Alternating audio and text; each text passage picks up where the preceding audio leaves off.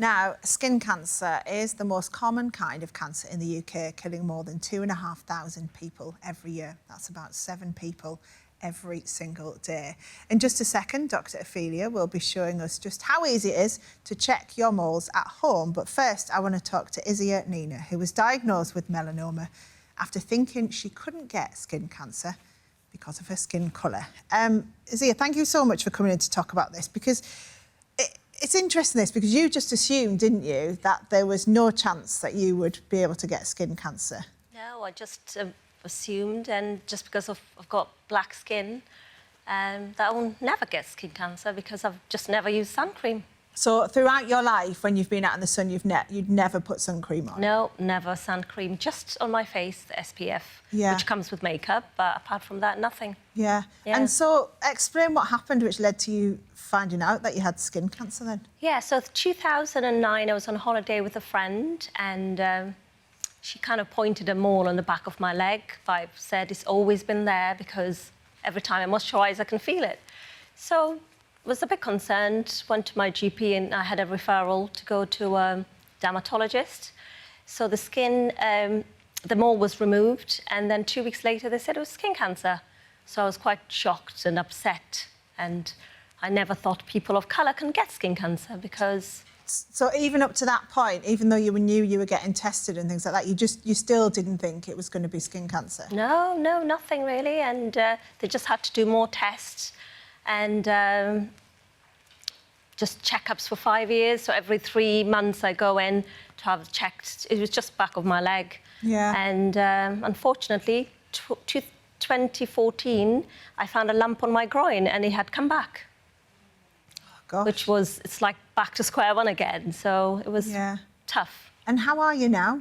I'm fine now. I've been cleared 2 years after 10 years. So I'm happy, yeah. And you really want to spread the message, don't you, about... Yeah, because I just feel like I don't think there's many... the media doesn't really show a lot about black people wearing sun cream, because I've never seen any advert for black children kind of advertising a sun cream or anything. So it'll be nice to have someone of colour to kind of just promote skin is skin. Anyone can get skin cancer. And it'll be interesting because there'll probably be people watching who assume they can't get skin cancer because of their skin colour. What would you say to them?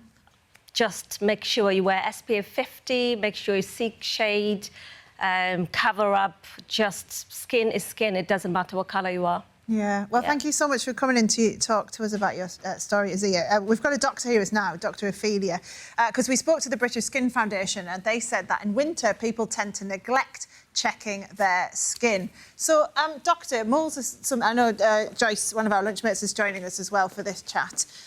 But, Doctor, people assume that perhaps in the winter months you don't need to worry, but this is something you need to think about all year round. Yeah. I mean, in the winter time, what's typical is people are covered up, so they're not looking at their skin. But it's really important to keep checking your skin even during the winter months.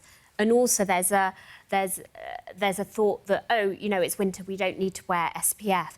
But as you quite rightly said, it's very important to continue wearing UV protection, so an SPF 30 to 50 every day, all day, even during the winter time. Because the UV rays, they do come through the clouds and they even come through the windows as well. So it's really important to continue protecting our skin during winter. So, and can you explain, because the way to check your skin is to look at your moles and see whether there's any changes. Can you explain exactly what a mole is? So a mole isn't a medical term, but it normally refers to something that we call a melanocytic nevus. So these are collections of melanocytes or pigment cells that sit within the skin. And most moles are benign and they're completely harmless and they sit there throughout our lives. But they can develop precancerous and cancerous changes. But also, not everything on the skin is a mole. We can also have benign skin lesions as well, which are completely harmless. So if in doubt, you should always get it checked out. Yeah. And Joyce, I know you wanted to ask about skin tone, didn't you? Yes. Are all skin types prone to moles? Yes, so any skin type can be affected by changes. And as we've heard today as well, that all skin types, particularly darker skin types, can get skin cancers. And with black people, there is a type of melanoma called acral melanoma, where you get it on the backs, the hands and feet. It's very rare, but when it does happen, it carries a much worse prognosis. So everybody needs to be skin aware, no matter what their colour. It's interesting because part of the reason we're doing this item is because I asked my partner to check the moles on my back, and she said to me, "Oh, there's one that I think feels a bit different. It feels raised and lumpy."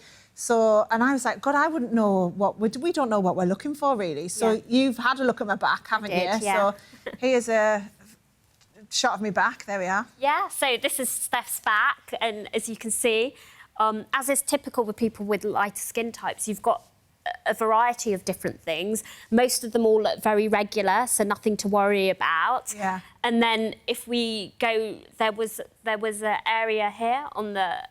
Yeah. We see, so there's one that's sticking out, and this is a skin tag. Yeah. And the two moles adjacent to it, when I looked at them with my dermatoscope, the pigment looked very regular, so not worried about those. Yeah. And then should we go to the one that you were worried about? Yeah, so this is the one I was worried about, because you can see it's raised, and actually a bit of it came off the other day. Yes, and it's where my bra strap sits, so it tends to get itchy, and so that's the one where my partner said, "Oh, I don't know, you need to get that checked, love."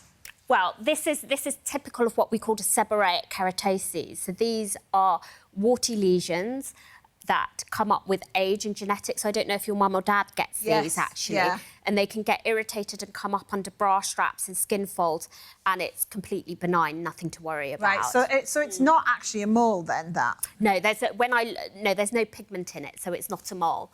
But it can be really difficult for people to tell what's a mole, what's not a mole. So if you did the right thing, you were concerned about something, so you go and get it checked by somebody who's got experience with looking at moles. Yeah, interesting. And Joyce, I know you wanted to ask about a mole you've got as well. I've got a mole here. Yeah, so Joyce has got a mole. We looked at it earlier, and so I thought it would be good to use this as an example for how we assess moles. So in clinic, we'll use something like this, which is a dermatoscope, which enables us to take a really close look at the pigment network within the mole. So after I've spoken to you and found out about the history of it, we take a closer look.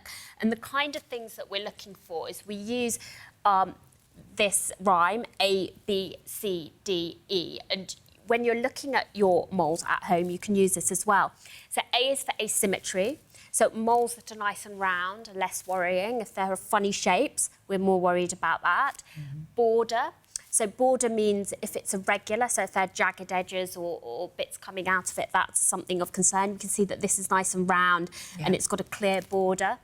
Colour, this is all one colour, but if it had lots of different colours in it, we'd be worried. Diameter. Can I just ask as well, just so everyone at home can see, can you hold your hand up just to camera one over there? So here. So it's a very regular looking, one-coloured, circular mole. Which is good news. Yes, and also diameter is important. So when we looked at your back, all the moles that you had looked, nothing was sticking out. Nothing was what we would call an ugly duckling mole. So if you have something that's bigger and darker, that can be quite worrying. And then evolution is talking to you and finding out, has it been like this for years or has it suddenly come up? Because if you have a new mole that comes up after your mid-30s, that would be more concerning than something you've had there that hasn't changed for many, many years. Yeah, how long have you had that one, Joyce? A long time. Right. Yeah, a long, long time. Yeah. And it hasn't changed. And it hasn't changed, no, So which is great news. Yeah. Excellent. Thank And so, you. just when you're talking about monitoring moles at home, what would you say to people? So what I tell my patients to do is once a month, it's very important just to have a quick scan of your skin in your underwear. You can get your partner to help. Sometimes it can be helpful to take photos as well if you need to. And does anything look as if it's changed? Because change is really important. And if you feel that something doesn't look quite right, you can go visit your GP or you can go and see your dermatologist and they'll be able to check it properly for you. So, but don't look at your moles every day because... once a month. Yeah, once a month, have a look at that. And photos are very useful to help look at photos side by side to help compare. Yeah, amazing. Thank you very much, Doctor. Thanks, Joyce, for being part of you. that as well. Still to come, she's a complaining cow. No, that's not actually what we call her. She calls herself that. Consumer champion Helen Judeney is taking on your consumer complaints on everything from car hire dramas to receipt issues. Also, our Luke's here with a review of the